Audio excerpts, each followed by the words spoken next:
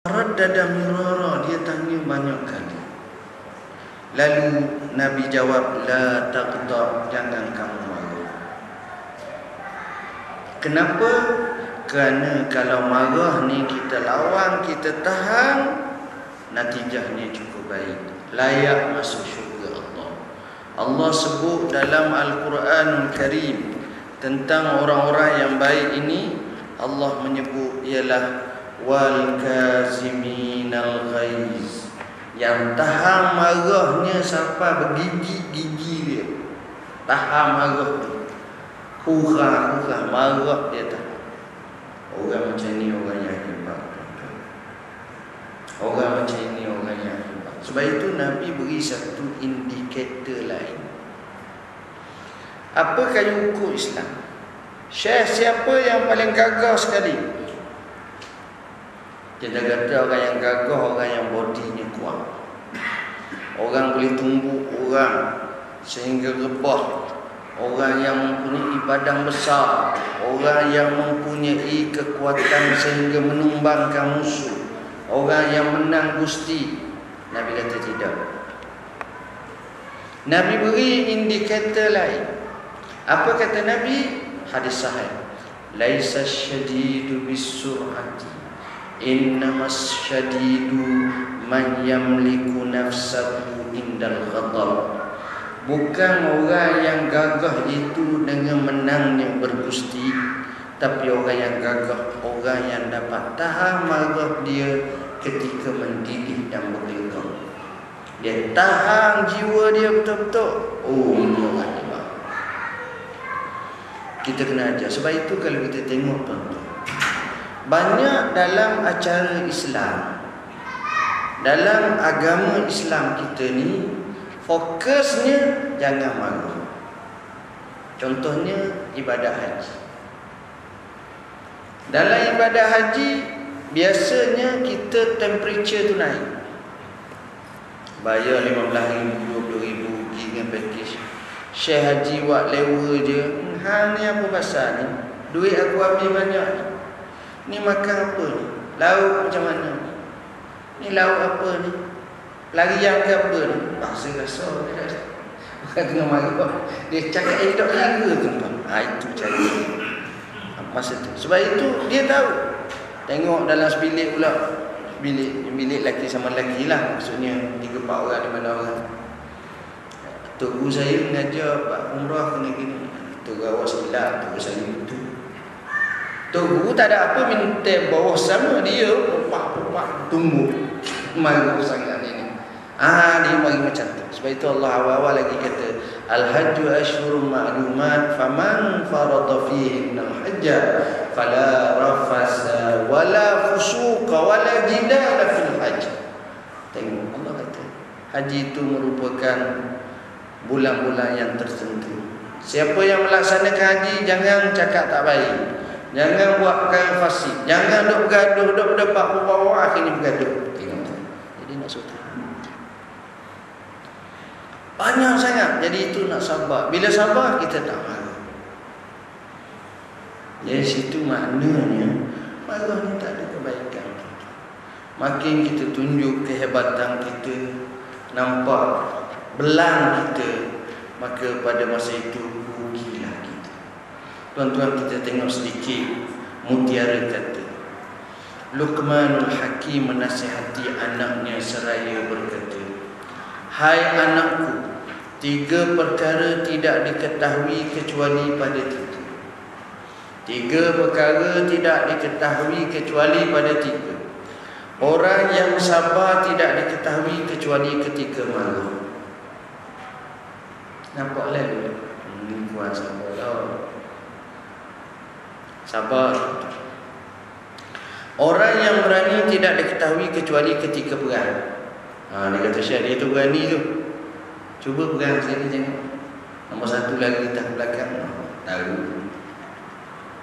Dia bila kadang macam tu tahu. Dan sahabat sejati tidak ketahui ketika kita berhajat. Syekh, saya rakam dunia akhirat anda. Tengok-tengok kawan susah hati, lari malam. Jadi masa tu baru cakap. Sekarang ni pula zaman dunia politik ni, lagi lah. Atau pentah sumpah si merah padi sungguhnya sama. Baru tengok kelak lain pula mati. Secupok, segatang, sekuning ni yang mati. Ini pun satu hal juga lah. Jadi sebab itu di sini nak tahu sahabat sejati ni mahal. Sebab itu saya showkan. Jadikanlah isteri-isteri anda sahabat sejati. Jadikanlah suami sebagai sahabat sejati, sebagai mukaddimah. Kemudian berjaki pada anak, kepada adik-beradik, kemudian baru dapat kepada kawan-kawan. Itu baru. Ini orang panggil sahabat sejati. Sekarang ni payah sahabat sejati nak cari.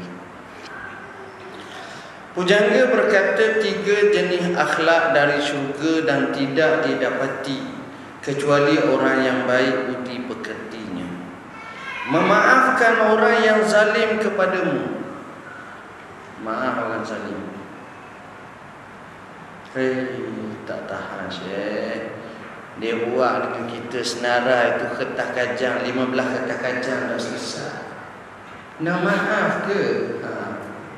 Kalau tak otak mana kaki ke? Orang akan kata payah nak cari orang boleh maaf. Tapi Nabi hebat.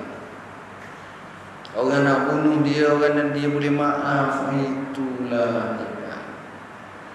Kata almarhum Asy-Syaikh Hasan Banna, kunu kasyajar yarmunahu bil hajar wa tarmihim bis samar.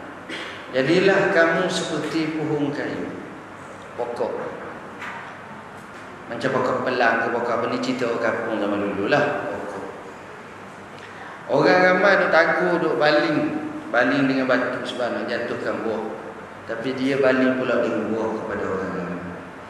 Orang ramai boleh betul. Itu dia tu mahal. Baik. Memberi dan menolong orang yang bakhil kepadamu. Allah gelerang kita minta tolong, kita ingat dulu, kini dan selamanya. Ya Allah Tuhannya. Daripada kecil lagi kita kenal orang tu. Jangan harap minta tolong. Berkira. Tapi bila dah kita jadi pakar besar, kerja di Putrajaya, dia pula ada anak baru nak ambil peperiksaan, baru nak minta kerja, dia mari dengan kita, kau buat baik, kita boleh ingat aku dulu. Tapi kita boleh buat baik. Itu hebat pula. Cuma kalau buat baik itu tepuk belakang dia, Ji, zaman dulu jangan orang kerja macam ni. Jangan ada berubah lagi, Ji. Ada juga buah kerang tu nak kata tu, kata tak betul, Ji. Sebab mati yang ingat dia buat kerja kita minta maaf lah. Yelah maaf tu maaf dah, tapi perangnya tu. Jadi ada kau orang nak bakir kau, dia nak lepas gerak. Betul juga. Kadang-kadang kalau tak kata, siapa ni nak kata tau. Tapi maknanya inilah masalah. Payah kita nak buat baik kau orang bakir. Sebab kita ingat yaumul lana wa yaumun alaina. Ada hari kita, ada hari kena tanpa kita. Baik itu apa benda pun jangan menyusahkan orang. Takat-takat yang mampu. Dan membantu orang bersalah padamu. Allah, dia silap, kita nak bantu dia. Ini cabaran yang paling banyak. Kemudian kata para ulama, jangan marah sebab marah hanya akan merosakkan keadaan jiwa, mengubah perilaku, memburukkan pergaulan, merosakkan cinta, memutuskan tali silaturahmi. Marah menyebabkan cerai-berai. Marah menyebabkan anak keluarga pecah belah. Marah menyebabkan lari daripada rumah tangga.